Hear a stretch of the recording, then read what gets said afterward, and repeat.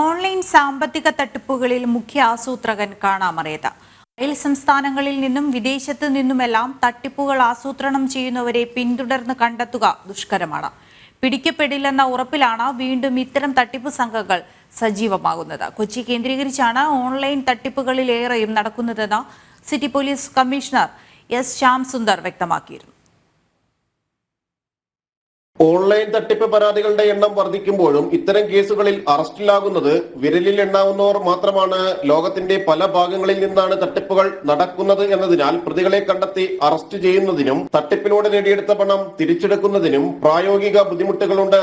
മലയാളികൾ തട്ടിപ്പിന് ഇരയായ കേസുകളിൽ കബളിപ്പിച്ചവരെല്ലാം ഇതര സംസ്ഥാനങ്ങളിൽ നിന്നുള്ളവരാണ്.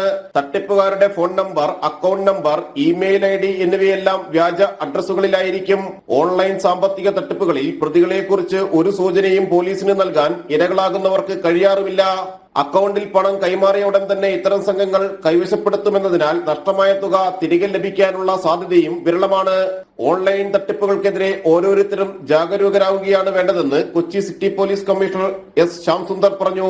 ഇത് നമ്മൾ വളരെയേറെ ശ്രദ്ധിക്കേണ്ടതാണ്. ഒരിക്കലും ഒരു ഗവൺമെന്റ് ഏജൻസിയോ അല്ലെങ്കിൽ ഈവൻ ഒരു പ്രൈവറ്റ് ഫേമോ ഒരു ബിസിനസ് സ്ഥാപനമോ ഒരിക്കലും ആരുടെയും പ്രൈവറ്റ് അക്കൗണ്ടിലേക്ക് പൈസ ട്രാൻസ്ഫർ ചെയ്യാൻ പറയില്ല. അങ്ങനെ ആരെങ്കിലും ചെയ്യുന്നുണ്ടെങ്കിൽ അത് ഫേക്ക് ആണ്, ഇല്ലെങ്കിൽ അത് തട്ടിപ്പാണ് എന്ന് നമ്മൾ മനസ്സിലാക്കേണ്ടിയിരിക്കുന്നു.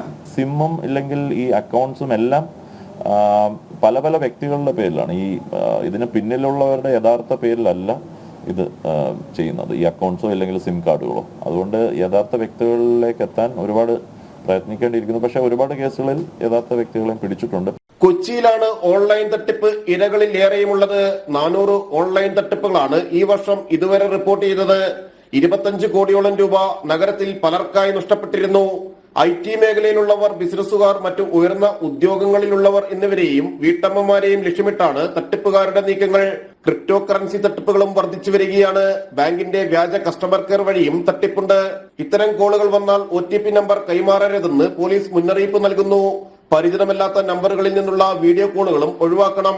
പാർസലിൽ മയക്കുമരുന്നുണ്ടെന്ന കോളുകൾ വിളിച്ച് പോലീസ് എന്ന വ്യാജേന ഭീഷണിപ്പെടുത്തിയാലും പോലീസിനെ അറിയിക്കണം. ജനം, കൊച്ചി.